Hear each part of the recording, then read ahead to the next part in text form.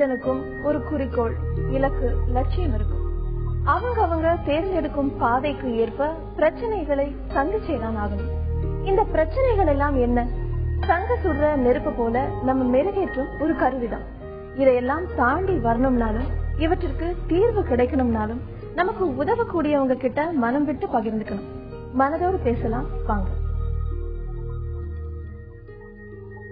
தொடர்பு கொள்ள வேண்டிய தொலைபேசி எண்கள் 30427777 04430632994.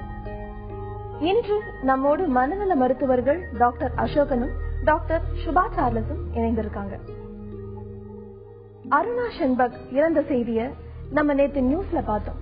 ஒரு பொண்ண இந்த அளவுக்கு கோமா நிலைக்கு தள்ளுற அளவுக்கு கொடூரமான வன்முறையில ஈடுபடுறதுக்கு ஒருத்தரோட மனநிலை எப்படி மாறுது டாக்டர்? இந்த அளவுக்கு ஒரு மனநிலை வர்றதுக்கு அந்த அவங்க வளர்ந்த சூழ்நிலையா இல்ல என்ன காரணமா சொல்லப்படுது?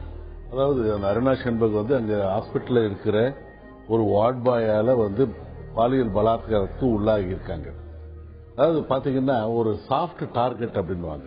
இவங்க கிட்ட நம்ம அத்துமீறி எல்லை மீறி நம்மளுடைய இச்சையை, ஆசையை, காம வெறியை தனித்துக் கொள்ளலாம்ன்ற நிலைமையில நான் இதுல இருந்து தப்பிச்சிடலான்ற ஒரு தப்பான ஒரு எண்ணம் கூட அந்த ஒரு இம்பல்சிவா வந்திருக்கலாம். ரெண்டாவது, இந்த நாய்க்கு சங்கிலியால கழுத்தை இறுக்கி நெரிச்சிருக்காரு. நெரிச்சிட்டு அந்த அம்மாவுக்கு மூளைக்கு ரத்தம் போறதும் ஆக்சிஜன் போறதும் போயிடுது. அதுக்கப்புறம் ஒரு வெஜிடபிள் ஸ்டேட்டா தான் 42 வருஷமா இருந்திருக்காங்க. பாலியல் பலாத்காரத்துக்கு உள்ளாயிருக்காங்க. இது என்னன்னா வன்முறை பிரயோகம் தான். இது ஒரு அந்த நேரத்துல கன நேரத்துல அந்த அறிவை இழந்துடுறாங்க. அதாவது பித்தம் தலைக்கேற மாதிரி காமம் அவன் குடிச்சிருக்கிறானா என்னன்னு பற்றி செய்திகள் இல்ல. அந்த நேரத்துல இதுக்கு முன்னாடி அந்த மாதிரி தவறுகள் நடந்திருக்கலாம். அந்த ஆள் அதே மாதிரி பண்ணிருக்கலாம். சில இடங்கள்ல அதை வெற்றியும் அடைஞ்சிருக்கலாம். அந்த குற்றத்திலிருந்து தப்பிச்சிருக்கலாம். அந்த எண்ணத்துல அடிப்படையில இந்த மாதிரி வேலை செய்யற இடத்துல சாஃப்ட் டார்கெட் சொல்லுவோம். இவர்களிடம் தவறு நடந்து கொண்டால் வெளியில சொல்ல மாட்டாங்க, தெரியாது, நம்மளுடைய பலத்தை மீறி நம்ம பண்ணலான்ற ஒரு ஆண் எதேச்சாதிகார ஒரு மனப்பான்மை தான் இது காரணம். நம்ம மனதோட பேசலாம்ல. திருவள்ளூர்ல இருந்து பாகிரதி தொடர்புல இருக்காங்க. வணக்கம் பாகிரதி. வணக்கம் மேடம். நீங்க என்ன பகிர்ந்துக்க விரும்புறீங்க? நம்ம மனதோட பேசலாம்ல. மேடம், நைட்டானா என் வீட்டுல படுக்க முடியல. என் கணவருக்கு வர நைட் ஷிப்ட். பகல்ல இருக்கிற தைரியம் நைட்டானா கொஞ்சம் கொஞ்சமா கம்மியாகி நைட்ல வீட்டுல படுக்க முடியல. தலையெல்லாம் பிச்சுன்னு போற மாதிரி ரொம்ப பயமோ நடுக்கமோ என்ன பீடிக்குது. இன்னைக்கும் எனக்கு 10th படிக்கிற பையன், சொல்லுங்கம்மா, 6th 7th படிக்கிற பொண்ணு இருக்குது. அந்த பயம் விலகத்துக்கு என்ன பண்ணணும்? கண்டிப்பா இத நம்ம டாக்டர் கிட்டே கேட்கலாம். டாக்டர், இப்ப அவங்களுக்கு அந்த பயம் விலகிறதுக்கு, தனியா இருக்கிறதுக்கு பயம் இருக்கு அப்படின்ற மாதிரி சொல்றாங்க. அது எதனால வருது? அதை விலகிறதுக்கு அவங்க என்ன? அதாவது காரணம் இல்லாமல் நம்ம விளைவுகளை தவறாக புரிந்து கொண்டு நமக்கு ஏதோ நடந்து விடும் அப்படின்ற மாதிரி பிரச்சனைகளை சந்திக்காமலே விளைவுகளை நாமவே தவறாக எடுத்துக்கொண்டு அதுக்கு பயப்படுறது. அதாவது வருமுன் காப்போம்ன்ற மாதிரி இல்லாம வருமுன் பயப்படுவோம்ன்ற நிலைமை தான். முதல்ல நீங்க இந்த பயத்தை எப்படி வெற்றி கொள்ளணும்னா, ஒண்ணு தைரியமா நீங்க எடுத்த உடனே தனியா படுத்து பாருங்க. அந்த ரூம்ல ஒண்ணுமே இல்ல, மத்தவங்க எல்லாம் வெளியில இருக்கட்டும், உயிருக்கு எதுவும் பயம் வராது. ஒரு சமயம் ஒரு பதட்டம், ஒரு பயம் இதெல்லாம் வர்ற மாதிரி இருந்தாலும் ஓவர் பீரியட் ஆஃப் டைம், சில வினாடிகள், சில மணித்துளிகளுக்கு அப்புறம் அதெல்லாம் இருக்காது. உங்களால தனியா இருக்க முடியுன்ற ஒரு நிலைமை. அல்லது உங்களுக்கு பகலெல்லாம் ஒன்னும் பிரச்சனை இல்லை, இருட்டாகும் போதுதான் பிரச்சனை இருக்கு. ஒரு 6 to 7 மணி வரைக்கும் அந்த ரூம்ல தனியா இருங்க. 6 to 8 மணி வரைக்கும் ஒரு 3 மணி நேரம் தனியா இருங்க, 4 மணி நேரம் தனியா இருங்க. உங்க வீட்டுக்காரர்கிட்ட சொல்லிட்டு அவர் அந்த வீட்டுல வெளியில கூட இருக்கலாம், உங்க கூட இருக்குவானா, குழந்தைகள் கூட அடுத்த ரூம்ல இருக்கலாம். தனியா இருந்து பாருங்க. இருந்து பார்க்கும்போது உங்களுக்கே தெரியும் நம்ம அனாவசியமான பயத்துக்கு உள்ளாயிருக்கோம். இது காரணம் இல்லாம நம்ம மனசுல பல பிரச்சனைகளை உருவாக்கி இருக்குன்ற ஒரு எண்ணத்துல இருக்கும். கண்டிப்பா இதுல இருந்து வெளியில வரலாம். எது உங்களால முடியாதுன்னு நீங்க நினைக்கிறீங்களோ, ட்ரை பண்ணாமலே அதை முடிக்கும் பொழுது உங்களுக்கு பயம் இருக்காது. பாக்கிரதி, நீங்க டாக்டர் சொன்ன மாதிரி தனியா இருட்டுல இருந்து பழகி பாருங்க. பயப்படுறதுக்கு ஒண்ணுமே இல்ல அப்படின்னு உங்களுக்கே ஃபீல் ஆகும். அடுத்ததா நம்ம மனதோட பேசலாம்ல. கத்தார்ல இருந்து முருகன் தொடர்புல இருக்காரு. வணக்கம் முருகன். அவருடைய தொடர்பு துண்டிக்கப்பட்டு விட்டது. டாக்டர், இப்ப அந்த மாதிரி நான் நைட்ல தனியா படுக்கிறதுக்கு பயமா இருக்கு அப்படின்னு அவங்க சொன்னாங்க இல்லையா? அப்ப அவங்களுடைய நேச்சரே வந்து பயம் அப்படின்னு அர்த்தமா, இல்ல அந்த நைட்ல அவங்க ஏதாவது பார்த்து பயந்து அதனால அவங்களுக்கு அந்த மாதிரி? பிறக்கும் போது யாரும் பயத்தோட பிறக்கிறது இல்லை. நீங்க பாத்தீங்கன்னா பாம்பு வரும்பொழுது குழந்தை பேசாம இருக்கும், ஆனா பெரியவங்க தான் பயப்படுவாங்க. ஏன்னா பயம்ன்றது வந்து நாம் கற்றுக்கு இருக்கிற விஷயம். நம்ம வளரும் பொழுது தவறாக நம்ம கற்றுக்கொண்ட ஒரு விஷயம். இந்த தவறான கற்றுக்கொண்ட விஷயம் வந்து மறுபடியும் வந்து கரெக்ட் ஆகணும். அவங்க வந்து ஏதாவது ஒரு சம்பவத்தை கேள்விப்பட்டிருக்கலாம், அதாவது தனக்கு நேர்ந்த அனுபவத்தின் மூலமாக கற்பனையாக அதை நினைத்துக் கொண்டு பயப்பட்டிருக்கலாம், அல்லது அடுத்தவங்களுக்கு இந்த மாதிரி அனுபவம் ஏற்பட்டிருக்கு, அவங்க பயந்துருக்காங்கன்னு சொல்லிட்டு மற்றவங்க விஷயத்திலே கூட இந்த மாதிரி வந்து ஐடென்டிஃபை பண்ணி வந்திருக்கலாம். காரணம் வந்து எதுவானாலும் இருக்கலாம், அவங்களா இருக்கலாம், இல்ல மற்றவங்களா இருக்கலாம், இல்ல கேட்ட செய்தி செவி வழி செய்தியா கூட இருக்கலாம். இப்ப டாக்டர் சுபா சார்லஸ், இப்ப நீங்க சொல்லுங்க. இப்ப அவர் சொன்னாரு நம்ம குழந்தையில இருந்து எதுவும் பயப்பட்டு வர்றதில்லை அப்படின்னு சொல்லி. இப்ப அவங்களுக்கு வந்து பாத்தீங்கன்னா அவங்களுக்கு அந்த தனியா நைட்ல இருக்கிறது பயம் அப்படின்னா, ஒரு கூட அவங்க கூட இருக்கிறவங்க அவங்க சின்ன வயசுல அவங்க பார்த்த விதங்கள் அந்த மாதிரி இருக்கலாம். அதை தவிர வேற என்ன விஷயங்கள் வந்து அவங்க இந்த மாதிரி பயத்துக்கு தள்ளி இருக்கலாம்? அதாவது பயம் அப்படிங்கிறது வந்து சின்ன மிருகங்கள்ல இருந்து வரக்கூடிய ஒரு உணர்வு. குழந்தைகள் வந்து பயத்தோட தான் பிறக்கிறார்கள் என்பது என்னுடைய கணிப்பு. பிள்ளைகள் பிறந்த உடனே அந்த கம்ஃபர்ட் ஆஃப் த மதர்ஸ், அந்த கற்பப்பையுடைய ஊம்புல இருந்து வெளியே வரும்போது வீறிட்டு அலரும். அதுக்கு பழக்கப்படாத சூழல், அந்த சத்தம், அந்த இரைச்சல், இது எல்லாம் சேர்ந்து வீறிட்டு அழும் அந்த குழந்தை. அப்போ அதுக்கப்புறம் சின்ன குழந்தை பிறந்த அன்னைக்கே பார்த்தோம்னா பக்கத்துல ஏதாவது டம்முன்னு விழுந்துச்சுன்னா துள்ளும், அப்படி ஒரு துள்ளும். சோ பயம்ங்கிறது பிள்ளைகளுக்கு இன்டியூன்டா அது ஒரு சர்வைவல் இன்ஸ்டிங். பயப்படுறதுன்னா நம்மள பாதுகாத்துக்கிறதுன்னு அர்த்தம். ஆனா இதுவே சார் சொன்ன மாதிரி வருமுன் பயம் அப்படின்ட்டு எப்போ பயப்படணுமோ அதை கற்பனை பண்ணி பார்த்து முன்னாலே பயப்படுகிறது. இது வந்து ஒரு ஜெனரலைஸ்ட் ஆங்ஸைட்டி அப்படின்னு சொல்லுவாங்க. சோ இதுக்கு வந்து ட்ரீட்மெண்ட்டும் இருக்குது, ஆலோசனைகளும் வழங்கும் போது நம்ம திங்கிங்கே மாத்தி அமைக்கணும். இப்ப வந்து அந்த ரூம்ல சார் சொன்னாங்க நீங்க தனியா இருந்து பாருங்கன்ட்டு. தனியா இருக்கும் போது பயம் வந்துச்சுன்னா வேற ஒரு ஆக்ஷன் செய்யணும். அது தாட்லயே போக கூடாது. That should be converted into some other useful action. இப்போ பயம் வருது, சரி நான் இங்க துணியெல்லாம் எடுத்து அடுக்கி வைக்கிறேன், நான் வந்து வேற ஏதாவது நான் செய்யறேன், இங்க இருந்து நான் வந்து ஒரு கதை எழுதுவேன், நான் இங்க இருந்து என்னுடைய பிள்ளைகளுடைய பாடத்தெல்லாம் நான் இங்க இருந்து சொல்லி கொடுப்பேன் அப்படின்னு சொல்லிட்டு அதை கொஞ்சம் கொஞ்சமா அதை எப்படி கற்பிக்கப்படுகிறார்களோ பயப்பட கற்பிக்கப்படுகிறது போல அதை அன்லேர்ன் பண்ணவும் நம்ம பழக்கலாம். அடுத்ததா நம்ம மனதோடு பேசலாம்ல திருச்சியில இருந்து கணேஷ் தொடர்புல இருக்காரு. வணக்கம் கணேஷ். வணக்கம். நீங்க என்ன விஷயத்த பகிர்ந்துக்க விரும்புறீங்க? பகிர்ந்துக்கோங்க மேடம். எனக்கு ஒரு 15 வருஷத்துக்கு முன்னாடி ஒரு மனப்பதட்டம் மாதிரி இருந்தது மேடம். சொல்லுங்க. மனப்பதட்டம் மாதிரி, அதாவது படப்படப்பு, ஆர்ட் பீட் அதிகமா இருக்கிற மாதிரியும், அப்புறம் வந்து இந்த சதை துடிப்புன்னு சொல்லுவாங்களா, இந்த அங்கங்க சதையெல்லாம் கொஞ்சம் துடிக்கிற மாதிரி இந்த மாதிரி இருந்தது. அதுக்கு ஒரு மனநல மருத்துவத்தை காமிச்சதுக்கு அவர் வந்து இது மாதிரி ஒரு நரம்பு தளர்ச்சி சம்பந்தமானது, ஏதோ ஒரு அதிர்ச்சி உங்களுக்கு, அதனால இந்த மாதிரி சதைக்கு இந்த மாதிரி படப்படப்பு பதட்டம். நாங்க வந்து ஆர்ட் டாக்டர்லாம் காமிச்சோம், எல்லா இடத்துலயுமே நார்மலா இருக்கும், எந்த பிரச்சனையும் இல்ல. அப்புறமேல பைனலா ஒருத்தவங்க சொல்லிலாம் நாங்க வந்து மனநல மருத்துவத்தை போனோம். அப்ப அவரை கண்டுபிடிச்சிட்டு உங்களுக்கு வந்து இந்த பிரச்சனை வந்தது காரணமே உங்களுக்கு வந்து ஒரு மன சம்பந்தமான ஒரு இது நரம்பு தளர்ச்சின்னு சொன்னார். அப்ப அவரு அது வந்து என்னன்னா ஆர்ட் பீட் சம்பந்தமே இல்லாம படப்படப்படும் ஆர்ட் பீட் அதிகமாகும். அப்புறம் வந்து ஒரு இது மரண பயம், இந்த மாதிரி ஒரு கை நடுக்கம், கையில வந்து ஒரு இதை மாதிரி வச்சு ஒரு இரும்பு மாதிரி வச்சு தட்டி கூட அவர் பாப்பாரு டாக்டர். வந்து இது மாதிரி இருந்தது. இப்ப ஒரு 15 வருடங்கள் கழித்து இப்ப வந்து திருப்பியும் வந்து அந்த மனப்பதட்டங்கள் வருது. அது வந்து வர்றதுக்கு காரணம் வந்து என்னன்னு தெரியல. அந்த மனப்பதட்டங்கள் வந்து வர்றதுனால ஹார்ட் பீட் அதிகமாகுது. இந்த ஹார்ட் பீட் அதிகமாகிறதுனால ஹார்ட் ஏதாவது ப்ராப்ளம் வருங்களா? ஹார்ட்டுக்கு எதுவும் ப்ராப்ளம் வருங்களா? மேலும் வந்து என்ன கேக்குறாங்கன்னா தசை துடிப்பு வந்து அப்பப்ப இந்த எங்கேயாவது உடம்புல உள்ள சில பாகங்கள்ல தசை துடிப்பு ஏற்படுது. இது வந்து மனப்பதட்டத்துக்கு இதுக்கு சம்பந்தம் இருக்குங்களா அப்படின்னு கேக்குறேன். நீங்க சிகிச்சை எடுத்ததுக்கு அப்புறமா இடையில உங்களுக்கு இந்த பிரச்சனை எல்லாம் இல்லாம இருந்ததுங்களா கணேஷ்? எல்லாமே இருந்தது. இப்ப வந்து ஒரு 3 இயர்ஸா இப்ப திருப்பி வந்திருக்கிற மாதிரி வந்திருக்கு. அந்த மாதிரி ஒரு ப்ராப்ளம் இருக்கு. இது வந்து மேஜரா இல்லைன்னு சொல்றாங்க டாக்டர். இது வந்து ஒரு சாதாரண இதுதான் சொல்றாங்க. ஆனா இருந்தாலும் இதுக்கு வந்து தீர்வு என்ன? இந்த மனப்பதட்டம் சம்பந்தமே இல்லாம, அதாவது அவங்க என்ன சொல்றாங்கன்னா டாக்டர் வந்து ஒரு ஆள் மனதில் வந்து உங்களுக்குள்ள இருந்துட்டு அது வந்து உங்க உள்ளுக்குள்ள இருந்துகிட்டு சில நேரங்கள்ல அது வெளிப்படும், உங்களுக்கு ஏதாவது பிரச்சனை ஏற்படுறப்ப அது வெளிப்படும் சொல்றாங்க. ஆனா வெளியில எனக்கு வந்து தெரியல அந்த மாதிரி. ஆனா சம்பந்தமே இல்லாம அந்த ஹார்ட் பீட் அதிகமா இருக்கிறதும், சில நேரங்கள்ல ஏர்லி மார்னிங் தூங்கி விழிக்கிறப்ப இந்த மாதிரி ஹார்ட் பீட் சம்பந்தமே இல்லாம ஒரு பதட்டமான சூழ்நிலை இல்லாத நேரத்துல கூட ஹார்ட் பீட் அதிகமா இருக்கிறது, இந்த மாதிரி தசை துடிப்புகள் இருக்கிறதுக்கு என்ன காரணம்? டாக்டர் அசோகன் இப்ப அவர் சொல்றாரு இல்லையா, ட்ரீட்மெண்ட் எடுத்துட்டு அதுக்கப்புறம் இல்லாம இருந்தது, ஆனா இப்ப 3 இயர்ஸா மறுபடியும் எனக்கு இந்த மாதிரி இருக்கு அப்படின்னு சொல்றாரு. அது பதட்டம் பயம் எல்லாம் பாத்தீங்கன்னா அவர் சொல்ற பிரச்சனைகள் வந்து ஒரு ஆட்டோனாமிக் அரவுசல் வந்து இருக்கிறதால தான் வருது. உடம்பு மனசு 2 தண்டவாளம் மாதிரி. இப்ப யாராவது ஒருத்தர் வந்து கத்தியை காமிச்சு மிரட்டும் பொழுது அது ஒரு பயம் ஏற்படுது.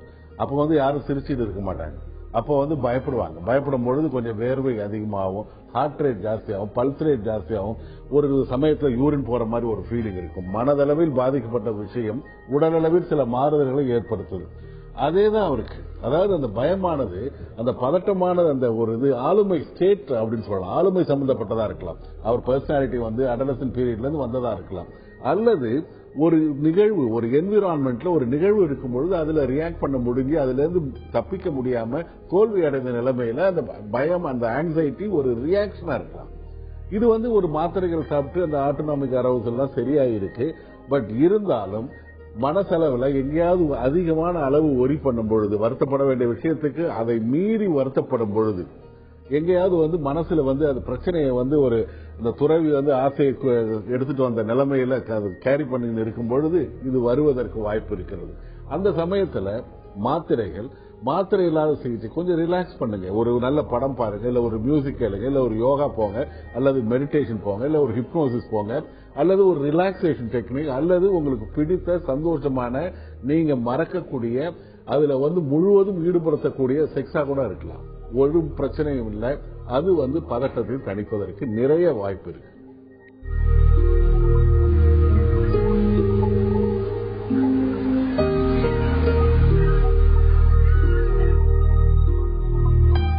ஒரு கல்லை சிலையா மாத்துறது ஒரு சின்ன உளிதான். நம்ம வாழ்க்கையில உளி நம்மளோட சின்ன சின்ன கஷ்டங்கள் தான். கஷ்டங்களை பகிர மனதோடு பேசலாம் வாங்க. தொடர்பு கொள்ள 044 30632994 30427777. நம்ம மனதோடு பேசலாம்ல அடுத்ததா சென்னையில இருந்து ஸ்ரீராம் தொடர்புல இருக்காரு. வணக்கம் ஸ்ரீராம். வணக்கம் மேம். நீங்க என்ன விஷயத்தை பகிர்ந்துக்க போறீங்கன்னு சொல்லுங்க. எதுவும் இல்ல, நான் கொஸ்டினுக்கு முன்னாடி ஒரு விஷயம் நான் சொல்லிக்கிறேன். நான் கேனிபஸோ இல்ல ஆல்கஹாலோ எதுவுமே நான் எதுக்குமே அடிக்ஷன் இல்ல. நான் எந்த ட்ரக்ஸும் யூஸ் பண்ணது இல்லை இது வரைக்கும். பட் எனக்கு ஒரு ப்ராப்ளம் இருக்கு. என்ன மாதிரி ப்ராப்ளம் அப்படின்னா, செல்ஃப்ல இருந்து டிட்டாச்மெண்ட் ஆகுது. உள்ளுக்குள்ள எப்பவுமே நம்ம எல்லாருக்குமே நடக்கிற மாதிரி ஒரு ரெண்டு வாய்ஸ் எல்லாருக்குமே மனசாட்சின்னு நம்ம சொல்லுவோம். அந்த தப்பு எனக்கு ரொம்ப டிஸ்டர்ப் பண்ணிட்டே இருக்க மாதிரி ஒரு இது நான் இது பண்ணதுல ஸ்கீசோஃபோனியா இல்ல டீபர்சனலைசேஷன் டிஸார்டர் அப்படின்னு சொல்றாங்க. ஒரு சில பேர் இது ஸ்பிரிச்சுவல் எக்ஸ்பீரியன்ஸ் இல்ல கெமிக்கல் இம்பேலன்ஸ் அப்படின்னு சொல்றாங்க. இப்ப நான் இதை எப்படி எடுத்துக்கலாம்? என்ன வந்து எதுலயுமே ஒரு முழுமையான ஈடுபாடு வரமாட்டேங்குது. எனக்கு வந்து இந்த உடம்பு பொய்யா அந்த மாதிரி ஒரு சில விஷயங்கள் தோணுது. சோ இயற்கை மேல வந்து அதீதமான ஒரு அன்போ, அப்புறம் பிலாசபிக்கா அந்த கொஸ்டின்ஸ் அரைஸ் ஆகுது.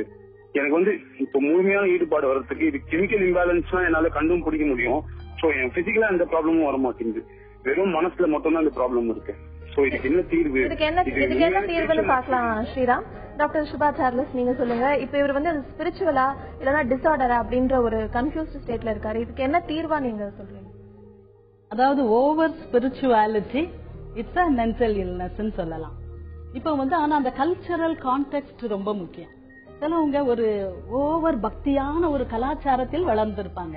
அப்ப வந்து அதை நம்ம இல்னஸ் சொல்ல முடியாது. இவர் நல்லா வாசித்திருக்காரு, ரிசர்ச் பண்ணிருக்காரு. கெமிக்கல் இம்பேலன்ஸ் சொல்றாங்க.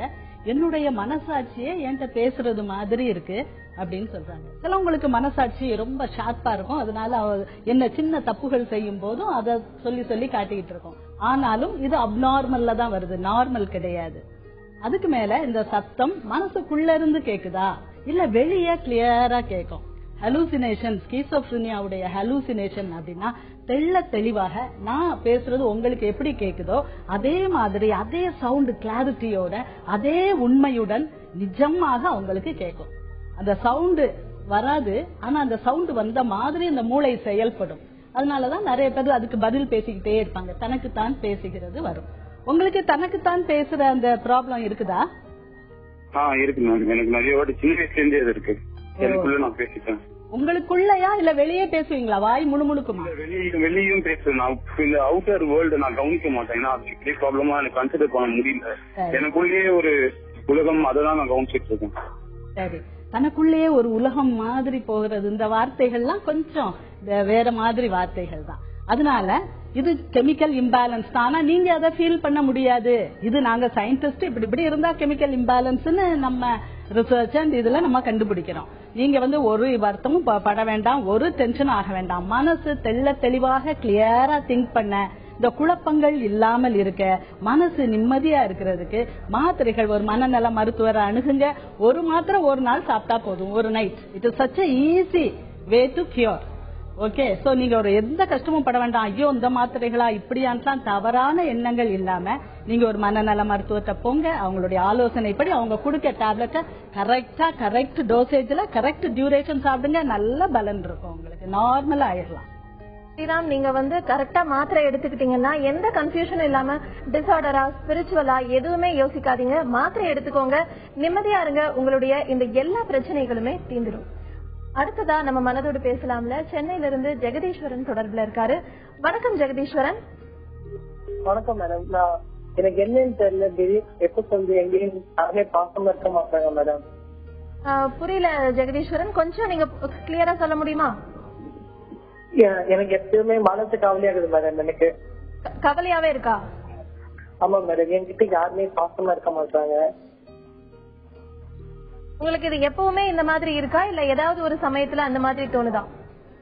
ஏதாவது சமயத்துல மேடம், எப்ப பார்த்தாலும் என்னன்னு தெரியல, எனக்கே எனக்கு அப்பா இல்லையா, அதனால எனக்கு ஒரு கவலையா இருக்கு மேடம். அதுக்கு இந்த கவலை ஒண்ணுமே இல்லைங்க, சரியா போயிடும். அது நம்ம டாக்டர் கிட்ட கேட்கலாம். டாக்டர் அசோக், அவருக்கு அப்பப்ப இந்த மாதிரி தோணுது, யாருமே பாசம் காட்டும். அப்பா இருக்காரு, அப்பா இல்ல. அதாவது நீங்க பாத்தீங்கன்னா நம்ம என்ன மத்தவங்கள்ட்ட எதிர்பார்க்கிறோமோ அது நம்ம முதல்ல அவங்களுக்கு அதை கொடுக்கணும். தட்டுங்கள் திறக்கப்படும், கேளுங்கள் கொடுக்கப்படும் தான். நம்ம இடம் நம்ம என்ன நினைக்கிறோம், யாருமே என்கிட்ட பழகிறது இல்லை அப்படின்னு நினைக்கிறோம். நம்ம என்ன நினைக்கிறோம், நம்ம கிட்ட எல்லாருமே ரொம்ப பயங்கர அடிதடியோட எல்லாருமே ஃப்ரெண்ட்ஷிப் வச்சுப்பாங்கன்றது கிடையாது. உங்களுடைய காமன்லி ஷேர்டு இன்ட்ரெஸ்ட் எல்லாத்தையும் சேர்ந்து பொதுவா இருக்கிற சில இன்ட்ரெஸ்ட் தான் ஒரு ரிலேஷன்ஷிப்பை உருவாக்கும். நீங்க மற்றவங்ககிட்ட மிங்கிள் ஆகுங்க. சோசியலைசேஷன் முதல்ல முக்கியம். சோசியலைசேஷனா போயிட்டு ஒரு ஹலோ சொல்லிட்டு ஒரு கம்பெனியன் மாதிரி பேசுற விஷயம் கிடையாது. அந்த ரிலேஷன்ஷிப்ல இன்வால்வ் ஆகணும். இன்வால்வ் ஆகும் பொழுது நீங்க முதல்ல அடுத்தவங்களுடைய பேச்சை கேட்க வேண்டும்.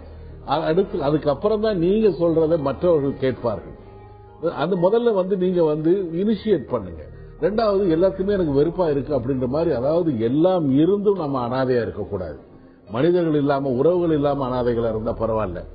எல்லாம் இருந்து, ஏன்னா நம்மளுடைய ரசனைகள் நம்ம காப்பாற்றுறோம். நம்மளுடைய ரசனைகள் நம்ம சமூகத்துல உள்ள போய் அந்த சோசியலைஸ் பண்ண வைக்க முடியும். அப்பா இல்லைன்னு வருத்தப்படுறீங்க. நிச்சயமா இந்த உலகத்துல யாருக்குமே சில கஷ்டங்கள் வரும். நிச்சயமா நிரந்தரமா எல்லா உறவினர்களும் இருப்பது கிடையாது. புனரபி ஜனனம், புனரபி மரணம் தான். எல்லாருக்கும் ஒரு விதத்துல வருத்தம் இருக்கு. அதை மீறி, அதை தாண்டி வாழ்க்கைய பிரச்சனையோட எடுத்து செல்லுங்க, பிரச்சனை இருக்காது. ஜெகதீஸ்வரன், நீங்க யாருமே என்கிட்ட பாசமா இருக்க மாட்டேங்கிறாங்க, யாருமே என்கிட்ட அன்பு காட்ட மாட்டேங்கிறாங்க அப்படின்னு யோசிக்காம நீங்க எல்லார்கிட்டயும் அன்பு செலுத்துங்க. கண்டிப்பா அது உங்களுக்கு திரும்ப 100 மடங்கு அதிகமாவே கிடைக்கும். அடுத்ததா நம்ம மனதோடு பேசலாம்ல, சென்னையில இருந்து அம்பிகா தொடர்புல இருக்காங்க. வணக்கம் அம்பிகா.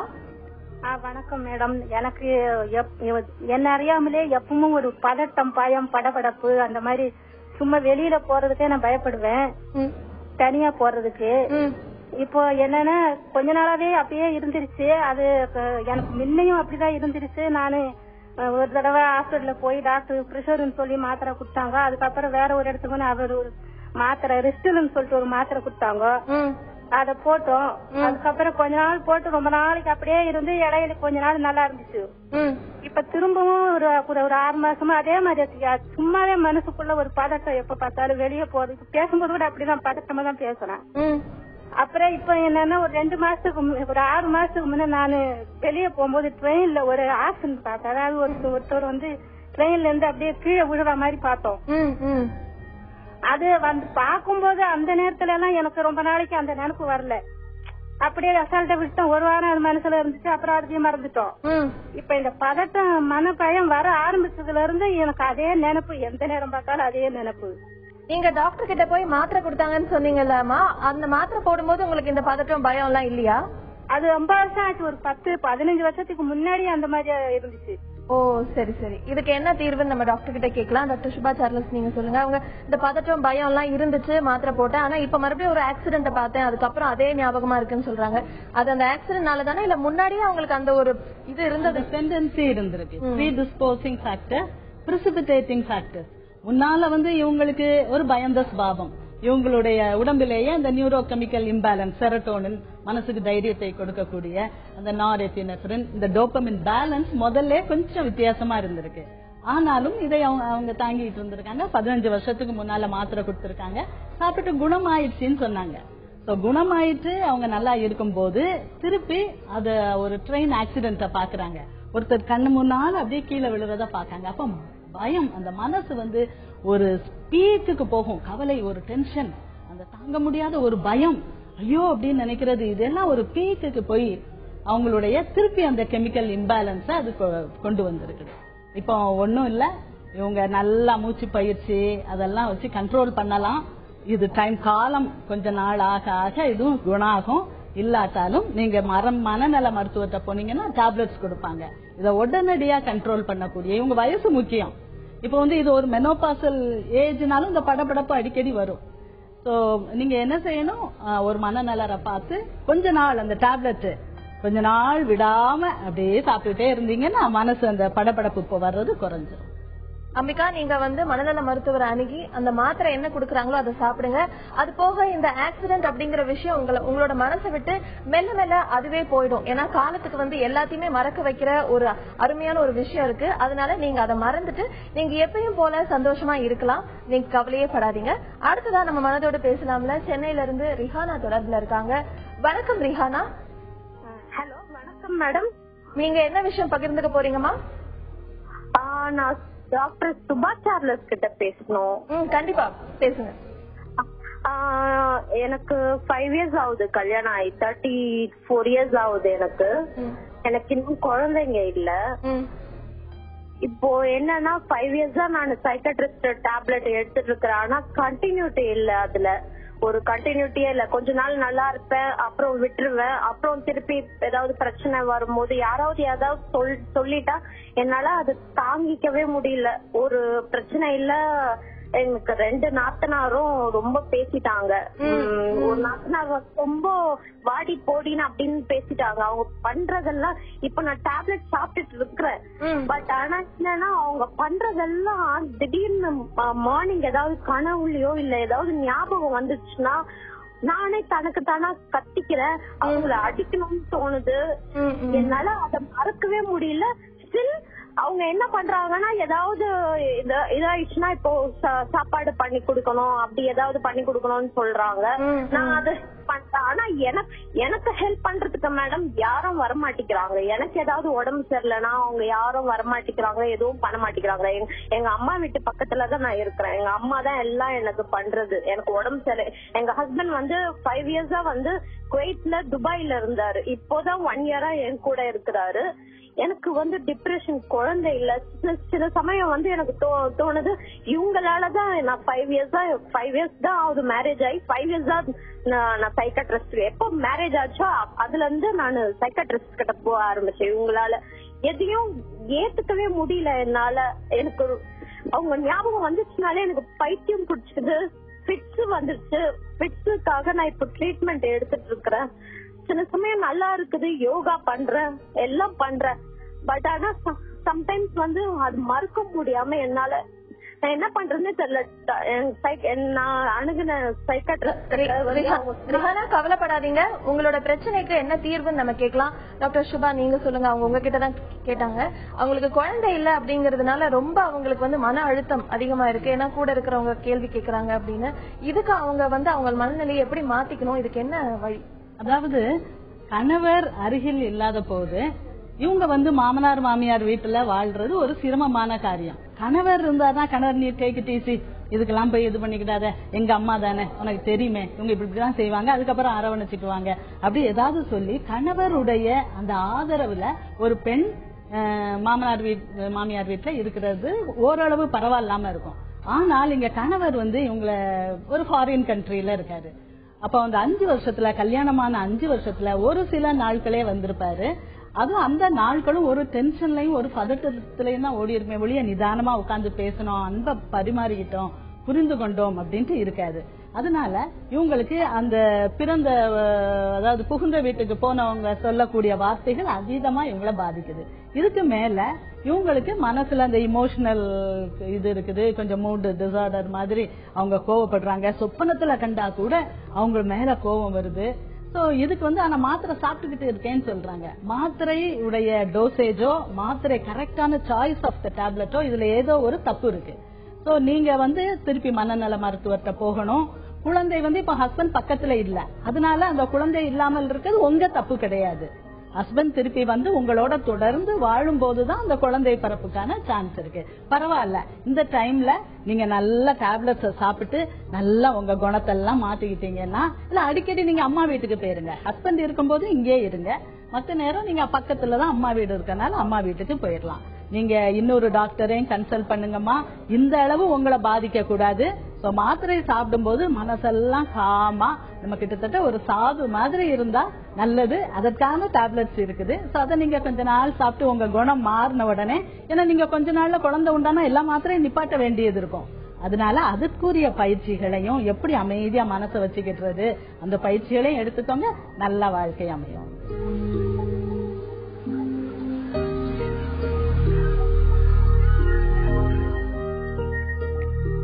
வானம் எவ்வளவுதான் பறந்து விரிந்திருந்தாலும் அழகான ஒரு பறவை பறக்கும் போது எல்லாரோட கண்களும் வானத்தை விட்டு அந்த பறவை மேலதான் போகும்.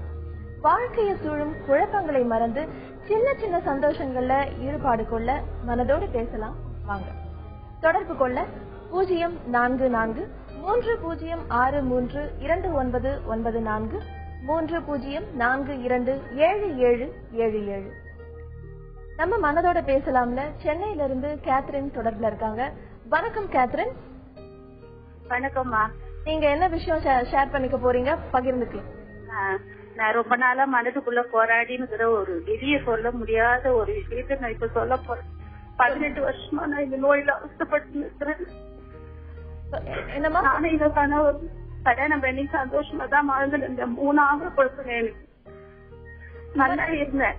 ஒரு 35 வயசு இருக்கும். அப்போ எனக்கு திடீர்னு இந்த தாம்பத்திய வழக்கம் வெறுத்து போயிடுச்சு. எனக்கு அது பிடிக்கல. அது என்னன்னு தெரியல, திடீர்னு அது ஒரு கெட்ட வாழ்க்கை, அது ஒரு சீக்காடு இருந்துச்சு. நான் அந்த வாழ்க்கையை விட்டு வெளியே வந்துட்டேன். சொல்லுங்கம்மா. என் கணவர்கிட்டே சொல்லிட்டு அவரும் பாவம் எனக்காக ஒரு வாழ்க்கையை வீட்டு கொடுத்துட்டு நாங்க 2 பேரும் என்ன சந்தோஷமா வாழ்ந்துதான் இருக்கிறோம். அப்புறம் கொஞ்ச நாள் கழிச்சு அந்த அந்த எண்ணங்கள் எனக்கு கனவுல வர ஆரம்பிச்சதுல இருந்து நான் தூங்கவே மாட்டேன். எங்க அந்த கனவு எனக்கு வந்துற போது நான் அதை பார்த்து அந்த மாதிரி கனவுல எதுனா வந்துட்டா கூட நான் எழுந்து போய் இன்னும் நிஜ வாழ்க்கை மாதிரி நினைச்சு குளிச்சு 2 மணி நேரம் குளிப்பேன். வாழ்க்கையே எனக்கு நாசமா போச்சு. யாரோடையும் ரொம்ப தொல்லை, வெப்பத்தை விட்டு இன்னைக்கு வெளியே சொல்லிடணும்னு சொல்லிட்டு தான் இன்னைக்கு எனக்கு ஒரு விடுதலை கிடைக்காதா. நான் ஏன் இருக்கிறேன், எனக்கு இப்ப வயசாயிடுச்சு, ரொம்ப வயசாகி போச்சு. அப்படி இருந்து கூட இன்னும் இந்த நினைவுல இருந்து இந்த மனநோயில இருந்து நான் வெளியவே வரல. இதுக்கு எனக்கு ஏதாவது வழி வேணும். ஏன் என் கனவுகளை நான் நெஜம்னு நினைச்சு நான் இப்படி அவசரப்படுறேன். ஒவ்வொரு நாளும் நான் தூங்கவே மாட்டேன். ஐயோ எங்க கண்ண முன்னா இந்த கனவு வந்துருமோ எனக்குன்னு சொல்லிட்டு அந்த பயத்திலேயே தூங்க மாட்டேன். நான் முடிச்சுக்கிட்டே இருப்பேன். என்னை அறியாம தூங்கினாதான் தூங்குவேன். நான் கவலைப்படாதீங்கம்மா, கவலைப்படாதீங்க. நிச்சயமா இதுக்கு ஒரு தீர்வு இருக்கும். டாக்டர் அசோகன், இப்ப இவங்களோட பிரச்சனைக்கு என்ன அது என்ன காரணம்? தூக்கத்துல தான் இந்த மாதிரி ஒரு அந்த செக்ஸ் சம்பந்தமான எண்ணங்கள் வருதா? முழிச்சிட்டு இருக்கும்போது வர்றது இல்லையா? சார், எத்தனை மணியா இருந்தாலும் நான் போய் உடனே குளிச்சிடணும். ஐயோ இல்லம்மா, நீங்க முழிச்சிட்டு இருக்கும் பொழுது காலையில இருந்து இரவு வரைக்கும் அந்த எண்ணங்கள் வருதா?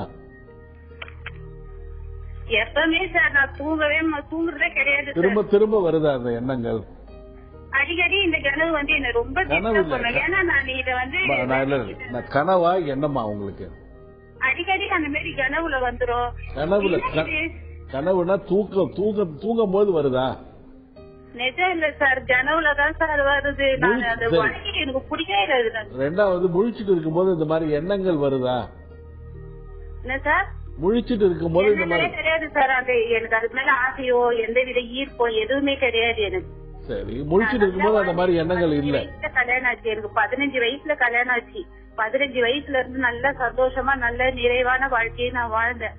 அப்புறமா எனக்கு திடீர்னு என்னன்னு தெரியல, அதுல 38 வயசுல நான் வெளியே வந்துட்டேன் சார் அந்த வாழ்க்கையில இருந்து. சரி, ஏமா வெளில வந்தீங்க? அது என்ன தப்பா இல்ல எனக்கு என்ன தெரியல சார், திடீர்னு அது வந்து ஒரு சீட்டு, அது ரொம்ப கெட்டது, அது வானா அந்த வாழ்க்கை அப்படின்னா இது வெறுப்பு வந்துச்சு எனக்கு திடீர்னு அந்த வாழ்க்கை மேல. அதாவது இது வந்து நீங்களா வந்து சில கருத்துக்களை வந்து முரண்பட்ட கருத்துக்களை மனசுல வைத்துக்கொண்டு ஒரு இல்லற வாழ்க்கையில நீங்களும் உங்களுடைய கணவரும் வந்து உண்மையிலே கஷ்டப்படுறீங்க. அதாவது ஒரு உறவு வைத்துக் கொள்வதுன்றது ஒரு கணவனுக்கும் மனைவிக்கும் இருக்கிற ஒரு அழகான தொடர்பு சாதனம், ஒரு நல்ல மொழி, ஒருத்தர் புரிந்து கொள்ளுது. அதுல வந்து அசிங்கம், தப்பு, தவறு இந்த மாதிரி கருத்துக்கு நீங்களா இதுவாயிட்டீங்க. முதல்ல வந்து பாத்தீங்கன்னா உங்களுக்கு வந்து எனக்கு சில பேருக்கு வந்து அந்த எண்ணங்கள் வந்து திரும்ப திரும்ப வரும். அந்த எண்ணங்கள் வந்து ஒரு சந்தோஷத்தை கொடுக்காது. அது வந்து ஒரு செக்ஷுவல் அப்சஷனா இருக்கலாம். ஆனா நீங்க சொல்றது வந்து ஒரு கனவுல வரும்பொழுது அந்த கனவு வரும்பொழுது சில மனதிலும் உடலிலும் சில மாறுதல்கள் ஏற்படுது. அப்புறமா நீங்க குளிக்கிறீங்கன்னு சொல்லிருக்கீங்க. இது ஒன்றும் தப்பு கிடையாது. நீங்களாகவே சில கருத்துக்களுக்கு வந்து ஒரு முடிந்த முடிவுகளுக்கு வந்து உள்ளாகி இருக்கீங்க.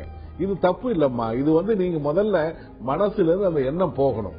இதுக்கு வந்து காரணம் வந்து சில சமயம் வந்து நம்ம வந்து இதெல்லாம் ஒரு அசிங்கம், தப்பு, ஏதாவது ஒரு சம்பவங்களால இந்த மாதிரி எடுத்திருக்கலாம்.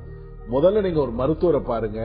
எந்த வயசுலயும் வந்து இந்த மாதிரி எண்ணங்கள் வந்து வருவது, கணவனுக்கும் மனைவிக்கும் இடையே வருவது வந்து ஒன்றும் தப்பே கிடையாது. மருத்துவரை நீங்க பாருங்க. 18 வருஷம் நீங்க உங்க கணவரை தண்டிச்சிருக்கீங்க. வாழ்க்கைன்றது மற்றவங்களுக்காகவும் இருக்கிறதா வாழ்க்கை. அது வந்து நீங்க மேரிட்டல் கான்ட்ராக்ட்ல செக்ஸும் ஒரு முக்கியமான ஒரு விஷயம். மனநல மருத்துவரை 2 பேரும் போய் பாருங்க. கேத்ரின், நம்ம டாக்டர் சொன்ன மாதிரி தேவையில்லாத உங்களுடைய எண்ணங்கள், கருத்துக்கள் எல்லாத்தையுமே மாத்திக்கிட்டு ஒரு மருத்துவரை அணுகுங்க. உங்களுடைய கவலைகள் எல்லாமே தீந்துடும். அடுத்ததா நம்ம மனதோடு பேசலாம்ல. கடலூர்ல இருந்து திவ்யா தொடர்புல இருக்காங்க. வணக்கம் திவ்யா. திவ்யா, அவங்களுடைய தொடர்பு துண்டிக்கப்பட்டு விட்டுடுச்சு. டாக்டர், இப்ப இவங்க சொன்னாங்க இல்லையா, எனக்கு வந்து அதுக்கு அந்த மாதிரி ஒரு தாட் திடீர்னு வந்துருச்சு, அதனால நான் வேணான்னு டிசைட் பண்ணிட்டேன், அதுக்கப்புறம் இப்ப எனக்கு அது ரொம்ப கில்ட்டியா ஃபீல் பண்றேன் அப்படின்னு. அந்த மாதிரி அவங்களோட மைண்ட் பிளக்சுவேட் ஆகுறதுக்கு வந்து என்ன? நீங்க வந்து பாத்தீங்கன்னா ஒரு மனசுன்றது பாத்தீங்கன்னா எண்ணங்களின் தொகுப்பு மனசு. பட் வந்து மனசு அது மட்டும் இல்ல. மனசை வந்து இயக்க வைக்கிறது வந்து ஹார்மோன்கள். அந்த மாதிரி உடலுறவு அந்த சம்பந்தப்பட்ட எண்ணங்கள் வந்து ஹார்மோன்களினுடைய விளைவு. நீங்க வந்து அதாவது மரம் சும்மா இருந்தாலும் காற்று அதனை விடுவதில்லை, சும்மா இருக்க விடுவதில்லை. அதுதான் உண்மை. எண்ணங்கள் வந்து இந்த மாதிரி எண்ணங்கள் ஒரு தன்னுடைய கணவரோடு இந்த மாதிரி உறவு வைத்துக் கொள்ளும் எண்ணங்கள் வந்து ஏற்படுறது ஒரு சாதாரணமான ஒரு விஷயம். கனவுன்றது என்னன்னா நிறைவேறாத ஆசைகள். நம்ம வந்து சில சமயம் நம்மளுடைய எண்ணங்களுக்கு வடிகால்கள். அதாவது ஒரு சின்ன வயசுல ஒரு 4வது வயசு பையன் வந்து டீச்சர் அவன் செய்யாத தப்புக்கு அவனை திட்டாங்க, அடிச்சுட்டாங்க. அவன் அந்த டீச்சரை வந்து அவன் வந்து எதிர்த்து பேச முடியல. அன்னைக்கு கனவு வந்துச்சு. ஒரு பூனையும் எலியும் வந்தது. ஒரு எலி வந்து பூனையை அடிச்சு வீட்டு எடுத்து என்னன்னு பார்த்தா அந்த டீச்சரை பூனையோட ஐடென்டிஃபை பண்றான், எலியை வந்து தன்னோட ஐடென்டிஃபை பண்றான். எது நிறைவேறலையோ அதை வந்து இங்க கனவு நிறைவேறி இருக்கு. அதுதான் அந்த அம்மாவுக்கு. அந்த அம்மா வந்து சொன்னால் கூட அந்த உள்ள வந்து எல்லாருமே வந்து நம்ம உடம்புன்றது ஒரு ரசாயன கலவை, குப்பைன்னு கூட சொல்லலாம். அந்த ரசாயன கலவையிலிருந்து நம்ம விடுபட முடியாது. என்னதான் வந்து மனது வந்து இருந்தா கூட உடம்பு சில சமயம் அதை மீறி மனதை கொஞ்சம் மாற்றதான் செய்யும். மனசும் உடம்ப மாத்துறதுக்கு வாய்ப்பு இருக்கு. அடுத்ததா நம்ம மனதோடு பேசலாம்ல. தர்மபுரியில இருந்து கோபி தொடர்புல இருக்காங்க. வணக்கம் கோபி. வணக்கம் மேடம். நீங்க என்ன விஷயம் பகிர்ந்துக்கணும்னு விரும்புறீங்களோ பகிர்ந்துக்கோங்க. இன்னைக்கு நான் வந்து எம்எஸ்சி முடிச்சிருக்கேன் மேடம். சென்னையில படிச்சேன். அது வந்து நான் வந்து கோயட்ல இது வரைக்கும் படிக்கல. இப்பதான் கோயட்ல படிச்சிருக்கேன். இப்போ அப்போ ஹலோ சொல்லுங்க கேக்குது, சொல்லுங்க. எனக்கு வந்து அதிகமா இன்ஃபீரியாரிட்டி காம்ப்ளெக்ஸ் இருக்கு. என் கூட யாரும் பேச மாட்டாங்க. கோயட்ல படிச்ச நான் முன்னாடி கோயட்ல படிக்காத பையன் வந்து இப்பதான் கோயட்ல படிச்சதுனால ஏன் என் கூட யாரும் பேச மாட்டாங்க அப்படின்ற நிறைய இன்ஃபீரியாரிட்டி காம்ப்ளெக்ஸ் இருக்கு. யாரும் நம்ம கிட்ட பேச மாட்டாங்களா? நாம ஏன் இப்படி இருக்கணும்? ஒருத்தர்கிட்ட நம்ம போய் இப்படி இருக்காத அப்படி இருக்காத நம்ம சொல்லலாம்னு பார்த்தா அவங்க வந்து தப்பா நினைச்சுக்கிறாங்க. நிறைய விஷயத்துல நான் முழுசா எந்த ஒரு விஷயத்தையும் சொல்ல முடியல. நான் எதை சொன்னா தப்பா நினைச்சுப்பாங்களோ அப்படின்ற ஒரு எண்ணம் இருக்கு. நான் இது என்னால செய்ய முடியாதோ அப்படின்ற ஒரு எண்ணம் இருக்குது. அதெல்லாம் எப்படி நான் இதுல இருந்து வெளில வர்றதுன்னு தெரியல.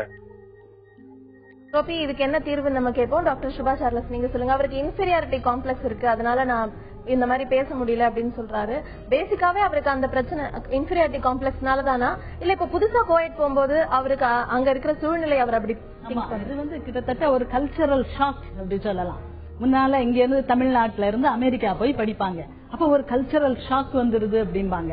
அங்க உள்ள ஸ்டைல், அவங்களுடைய வே ஆஃப் ட்ரெஸ்ஸிங், அவங்க பேசுறது, இவங்களுக்கு அந்த அமெரிக்கன் இங்கிலீஷ் புரியாம தடுமாறுறது, அவங்களுடைய சாப்பாடு பழக்க வழக்கங்கள் ஒத்துக்காம ஒரு காம்ப்ளெக்ஸ் வர்றது இயற்கை. அதே மாதிரிதான் உங்களுக்கு வந்திருக்கு. நீங்க தர்மபுரியில இருந்து சென்னைக்கு வந்திருக்கீங்க. சென்னை ஒரு ஃபாஸ்ட் சிட்டி, இங்கிலீஷ் நிறைய பேர் பேசுவாங்க. உங்க கிராமத்தை விட இங்க கூட கொஞ்சம் ஸ்டைலிஷா ஃபேஷனபிளா இருப்பாங்க. ஆனால் இந்த லாங் ரன் சென்னையில வந்து பட்டிக்காடுகள்ல இருந்து இன்னும் படிக்காம ஒண்ணுமே தெரியாம வந்தவங்க தான் இங்க நிலைத்து நிக்கிறாங்க. அதனால நீங்க ஒன்னும் பயப்படாதீங்க. உங்களுக்கு இன்ஃபீரியாரிட்டி காம்ப்ளெக்ஸ் நீங்களா ஏற்படுத்தி நீங்களா நினைச்சுக்கிட்டுறதுதான். எனக்கு ஒன்னும் இல்ல அப்படி நீங்க சந்தோஷமா இருங்க. அவங்க எல்லாம் உங்கள்ட்ட வந்து பேசணும் அப்படின்னு நினைக்கிறீங்கல்ல, அப்ப என்ன செய்யணும்? நீங்க முதல்ல அவங்கள்ட்ட போய் பேசிடணும். அவ்வளவுதான். நீங்க வந்து அவங்க எல்லாம் உங்களை பார்த்து சிரிக்கணும் அப்படின்னு நினைச்சா நீங்க வந்து அவங்கள பார்த்து சிரிச்சிடணும். முதல் 2 நாள் பார்க்க மாட்டாங்கன்னு வச்சுக்குவோம். 3வது 2 நாள் ஏதோ ஒரு குழப்பமா பார்த்து லைட்டா சிரிச்சுட்டு போவாங்க. 4வது நாள் நீங்க சிரிக்கும் போது அவங்களும் நல்லா சிரிப்பாங்க. உங்க இன்ஃபீரியாரிட்டி காம்ப்ளெக்ஸ நீங்க அத வேரோடு தூக்கி போடுவதற்கு இந்த சின்ன சின்ன விஷயங்கள் உங்களுக்கு ஹெல்ப் பண்ணும். அவங்க எப்படி நம்மள நடக்கணும்னு எதிர்பார்க்கீங்களோ அதை நம்ம அவங்களுக்கு செஞ்சிடணும். அவ்வளவுதான்.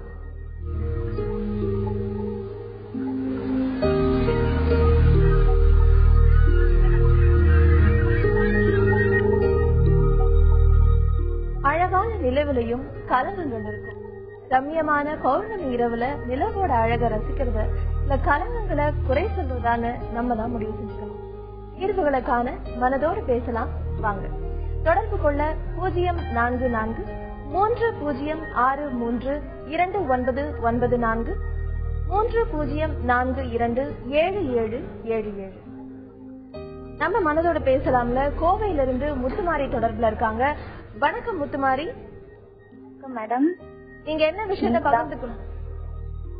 இல்ல, எனக்கு இப்ப வந்து மேரேஜ் ஆகி இப்ப 5 வருஷம் ஆகுது. சொல்லுங்கம்மா. எனக்கு இப்ப மேரேஜ் ஆகி இப்ப 5 வருஷம் ஆகுது வச்சுக்கோங்க. நானும் எங்க மாமியாருமே 2 வருஷமா ரொம்ப ரொம்ப டீப் தான். நான் எப்பவும் அவங்கள அம்மானு தான் நான் கூப்பிடுவேன். என் கூட நல்லாதான் இருப்பாங்க. ஹலோ, சொல்லுங்க சொல்லுங்க, கேக்குது முத்துமாரி, சொல்லுங்க. ஆனா இப்ப வந்து என்ன ஆச்சுன்னு தெரியல. என் மேல அவங்களுக்கு என்ன வெறுப்பு இல்ல எதுவும் கோவமா என்னன்னு எனக்கு தெரியல. ஏன்னா எனக்கும் எங்க ஹஸ்பண்டுக்கும் இடையில தேவையில்லாம பிரச்சனைகள் எல்லாம் உருவாக்கி விட்டு இப்ப 1.5 வருஷமா ரொம்ப பிரச்சனைகள். என்ன தேவை, எங்க வீட்டுக்காரர் இது வரைக்கும் என்ன அடிச்சது கூட கிடையாது. ஒரு நாள் கூட. கல்யாணம் முடிஞ்சு 2 வருஷமா. இப்ப இந்த 1.5 வருஷமா ரொம்ப அடிக்கிறது வைக்கிறது. அவங்க அம்மா பேசி கேட்டுக்கிட்டு என்ன விட்டுட்டு போறேன், நீ எனக்கு வேண்டாம் அப்படின்னு சொல்ற அளவுக்கு, அந்த அளவுக்கு அவங்க அம்மா வந்து இப்ப என்ன பேசி வச்சிருக்காங்கன்னு எனக்கு எதுவும் தெரியல. ஆனா ஏன் முன்னாடி என்னங்கிறாங்க, நீ அவளை விட்டுட்டு வந்துரு, ஒன்னையும் பிள்ளைங்களையும் நான் வச்சு பாத்துக்கிறேன், நீ அவளை விட்டுட்டு வந்துரு, அவ எதுக்கு நம்ம கிட்ட சொத்து இருக்கு அப்படி இப்படின்னு சொத்தை பத்தியே தான் பேசுறாங்களே தவிர கொஞ்சம் கூட குடும்பத்தை வந்து நினைச்சு பேச மாட்டேங்கிறாங்க அவங்க அம்மா.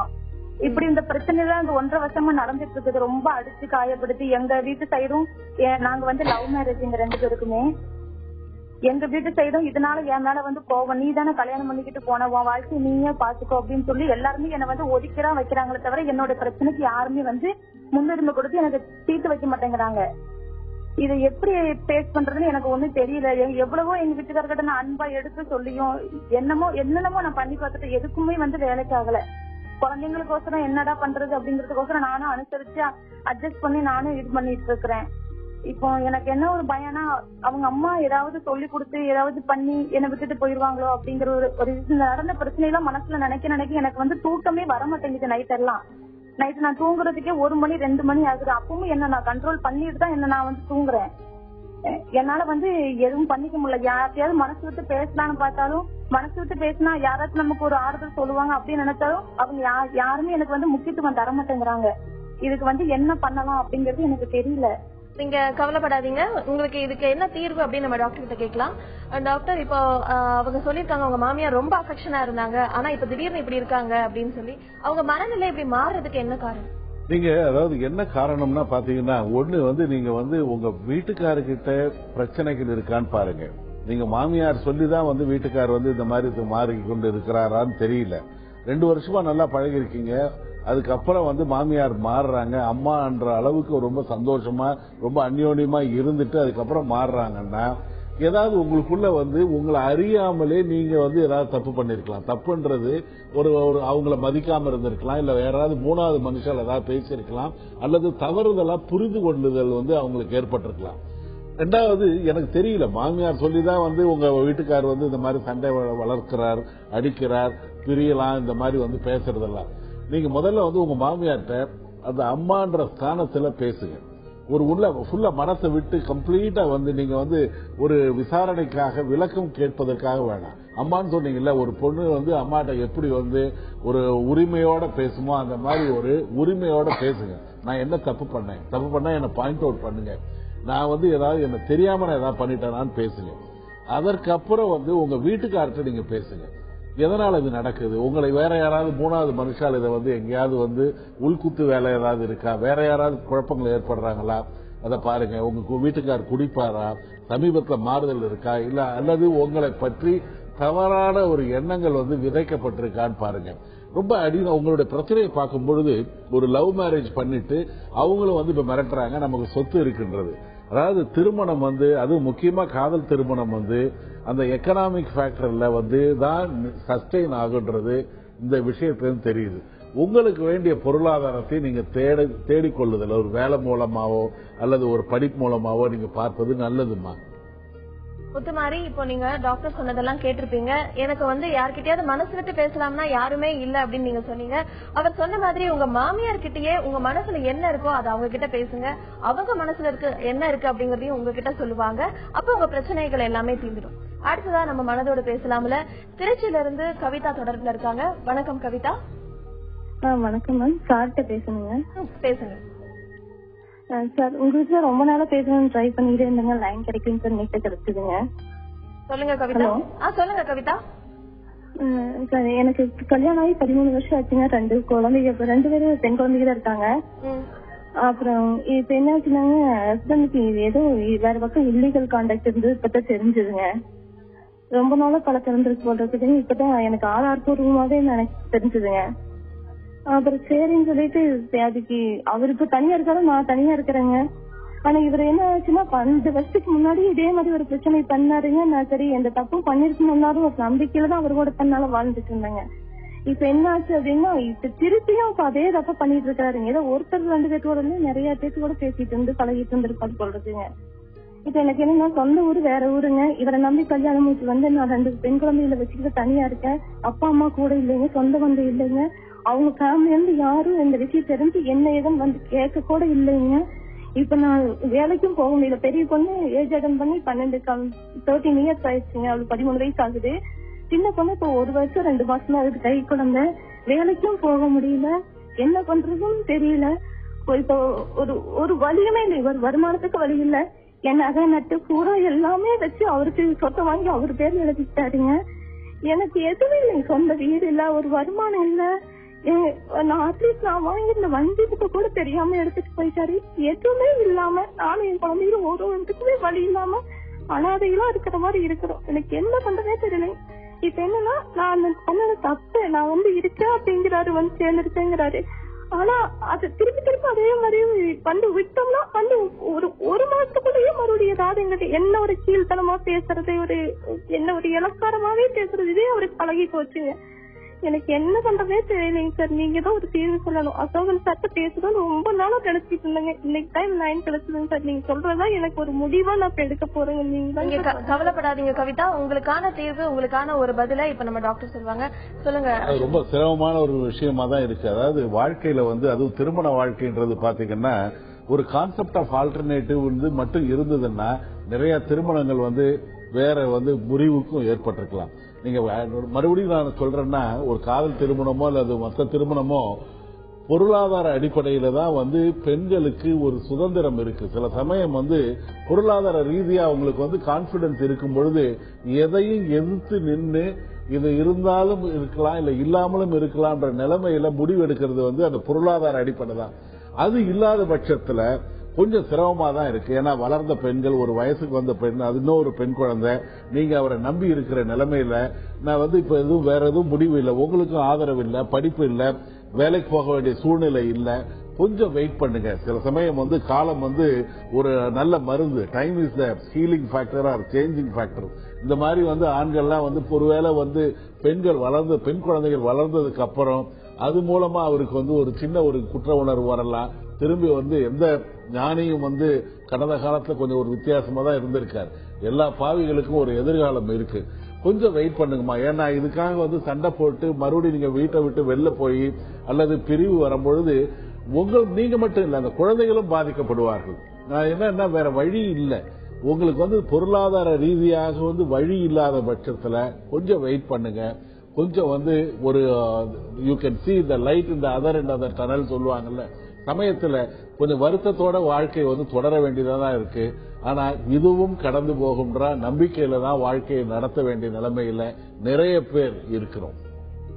கவிதா, நீங்க கவலைப்படாதீங்க. நீங்க வந்து டாக்டர் சொன்ன மாதிரி கொஞ்சம் வெயிட் பண்ணி பாருங்க. உங்க ஹஸ்பண்ட் திரும்ப உங்ககிட்ட வந்து சேரலாம். உங்களுக்கு வந்து 2 மகள்கள் இருக்காங்க, அவங்கள பாத்துக்கோங்க. எல்லாத்தையுமே வந்துட்டு மறந்துருங்க. இப்போதைக்கு இருக்கிற வாழ்க்கையை வந்து சந்தோஷமா வாழுங்க. உங்களுடைய கவலை எல்லாமே மறந்துடும். நம்ம மனதோட பேசலாம்ல நேயர்களுக்கு நீங்க 2 பேருமே நிறைய அறிவுரைகள் கொடுத்தீங்க டாக்டர். ரொம்ப நன்றி doctor Asokan, doctor Subha Charles. தொடுவானம் போலதான் நம்மளோட மனக்குழப்பங்கள். தப்பி விலகி போக முயற்சி செஞ்சா கூடவே இருக்கிறது போல இருக்கும். ஆனா நெருங்கி அணுக முன் வந்தா தொலைவா விலகி போயிடும். பிரச்சனைகளை சரியா அணுக பழகுறது ஒரு கலைதான். அத பழகிக்கிட்டா வாழ்க்கையோட அழக ரசிக்கிற பக்குவம் நமக்கு வந்துடும். மீண்டும் நாளை சந்திப்போம். மனதோடு பேசுவோம். உங்களிடமிருந்து விடைபெறுவது அன்புடன் ரேவதி.